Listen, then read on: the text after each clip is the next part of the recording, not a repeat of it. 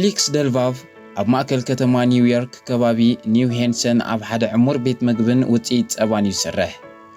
ዓማዊሉን የዕርኽቱን በቲ ወትሩ ፍሽኽታ ዘይፍለዮም ምቕሉል ባህርያትኦም ዝያዳ ዝቐርብዎን ዝፈትዎን። ይኹን እምበር እዚ ፍሽኽታ ዝዓሰሎ ወጅሃን ምቕሉል ባህርን ብሰንኪቲ ካብ ዝሓለፈ ኣዋርሕ ብውሽጡ ክስምዖን ከተሓሳስቦን ዝጀመረ ጉዳይ ጥዕንኡ ዘስዓቦ ጭንቀትን ዘፍርሕ ስምዒትን ክኽውሎ ይከኣለን።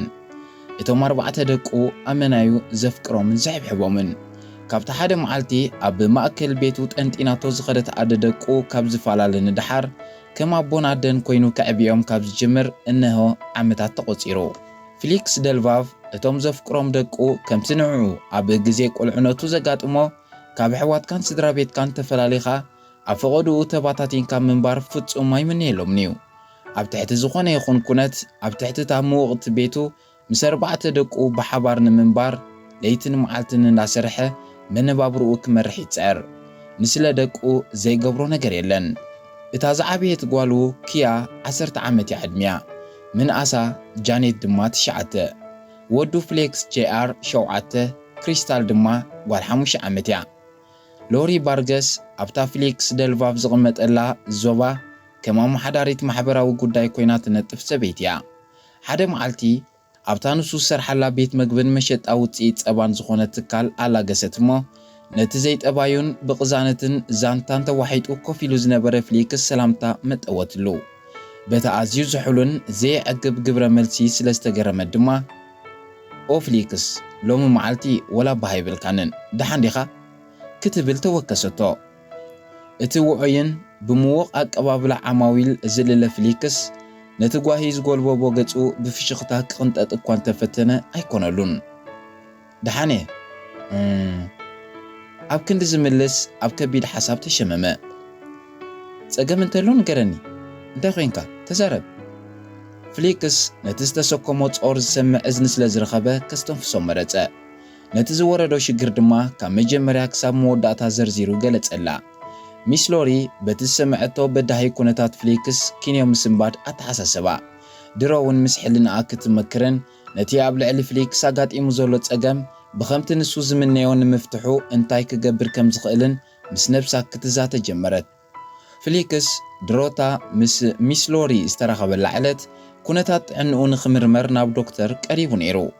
እቲ መርመራ ተኻይዱ ውፅኢት ናይቲ መርመራ በቲ ዶክተር ምስ ተገለጸሉ ድማ እታ ብተሓጓስን ተስፋን ምስ 4 ደቁ ዘስተማቕራ ዝነበረ ምእስቲ መኣዲ ህይወት ኣብ ቋሕሰም ዝተገልበጠት ክሳብ ዝመስሎ ኣዝዩ ሰንቢዱ። እቲ ዶክተር ንፊሊክስ ብዛዕባ እቲ ቀስ እንዳበለ ንጭዋዳታትን ጅማውትን እንዳጥቀዐ ኣብ መወዳእታ ንመላእ ኣካላት ዘልምስ ሕማም ክገልጸሉ እንከሎ ብውሽጡ ዘይተሰምዖ ኣይኮነን። ንኽትሓዊ እቲ ዝከኣል ጻዕሪ ምተገብረ ነይሩ። ይኹን እምበር ነዚ ዓይነት ሕማም እዚ ሙሉእ ብምሉእ ክፍውስ ዝኽእል መድሃኒት ይኹን ካልእ ዛጊት ኣይተረኽበን።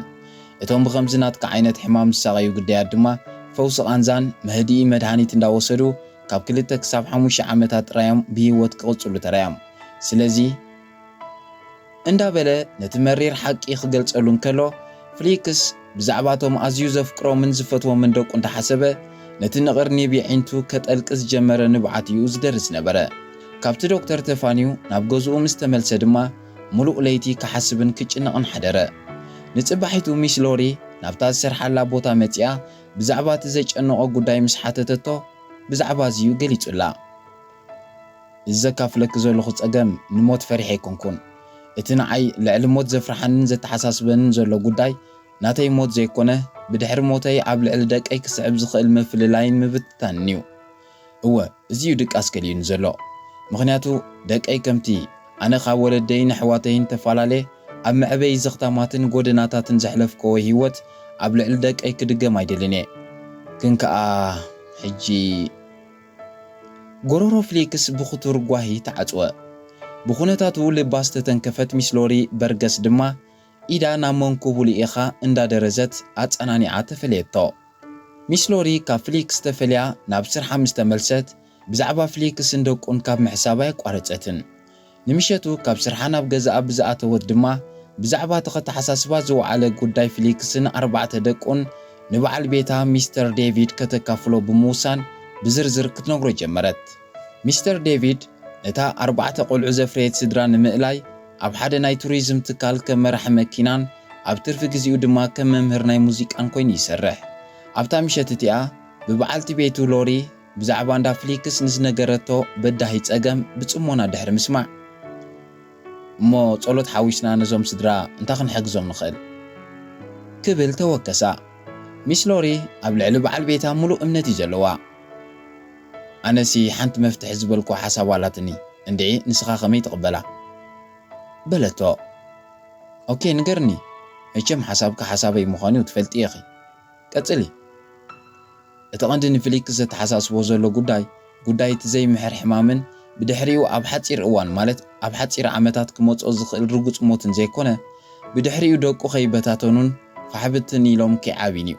ስለዚ ነዞም 4 ኣሕዋት ጌና ብሕጂ ኣቦኦም ብሞት ከይተፈለየ እንከሎ ምሳና ክኾኑ ዘይንለማምዶም ምስ ደቅና እንተደኣ ተላለዮምን ተቐራሪቦምን ድማ ንመጻኢ ብሓባር ከይተፈላለዩ ኣብ ትሕቲ ጽላል ገዛና ከም ሓንቲ ስድራ ክዓብዩን መጻኢኦም ከጸብቑን ዝኽእሉ ይመስለኒ። ይህ ዴቪድ እዚ ሓሳብ ከመይ ትሪኦ በለት ሚስ ሎሪ በርገስ።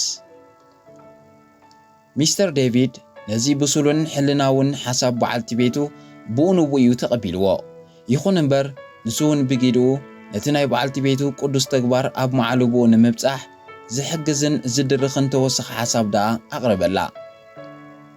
እስከ ነዚ ሓሲብክዮ ዘለኺ ጉዳይ ነዞም 3 ደቅና ኸነካፍሎም ርእይቶኦም ክንሰምዕ ጽቡቕ ይመስለኒ በለ ሚስተር ዴቪድ።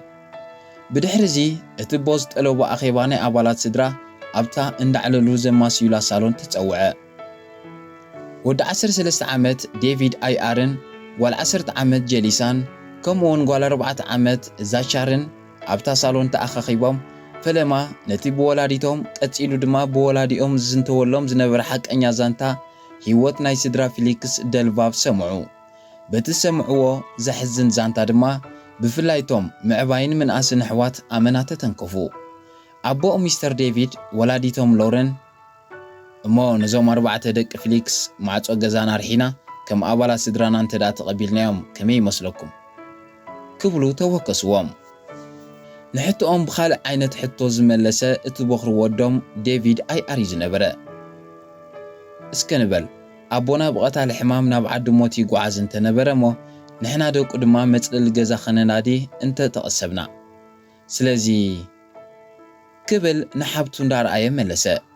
ሓብቱ እውን ርእሳ እንዳነቕነቐት ምስ ሓዋ ተሰማምዐት።